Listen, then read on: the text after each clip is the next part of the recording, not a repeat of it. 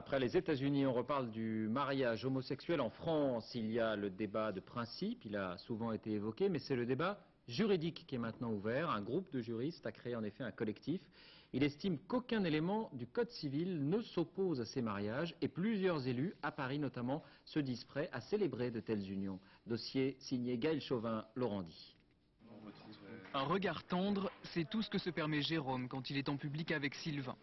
Le couple vit ensemble depuis plus d'1 an et s'il rêve aujourd'hui de mariage, c'est que le Pacs, seule reconnaissance officielle possible de leur union, n'est pas une solution satisfaisante.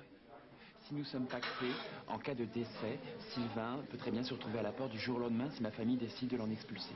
Bon, ça s'est déjà vu, notamment dans les années les plus noires, du sida. Ça existe encore et le Pacs n'a pas permis de répondre à cette question alors que le mariage le pourrait.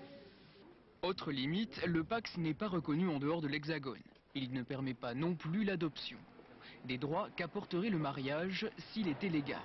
C'est justement le cheval de bataille de ce juriste. Pour lui, le mariage homosexuel n'est interdit par aucune loi. À l'époque de Napoléon, c'était tellement évident que les couples étaient hétérosexuels qu'on n'a même pas pensé à introduire la définition du mariage comme étant l'union d'un homme et d'une femme. Eh bien, nous allons jouer justement là-dedans. Nous allons essayer de faire interpréter l'absence de définition du mariage comme étant donc la porte ouverte au mariage homosexuel.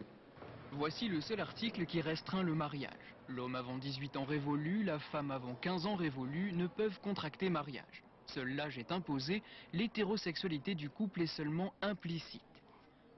Alors, dans ce vide juridique s'engouffrent certains maires. Jacques Bouteau, par exemple, se dit prêt à marier des couples du même sexe dans la mairie du 2e arrondissement parisien. Lorsqu'on se marie, on promet fidélité, secours et assistance à l'autre personne du couple. Je crois qu'il est discriminant d'interdire cette possibilité à 2 personnes qui souhaitent le faire au prétexte qu'elles seraient du même sexe. Mais qu'ils soient de droite ou de gauche, peu de maires acceptent l'idée de célébrer ce genre d'union. Ces détracteurs mettent en avant la vocation première du mariage. Le mariage est fait pour les gens de sexe opposé, hétérosexuels, qui veulent vivre ensemble, procréer.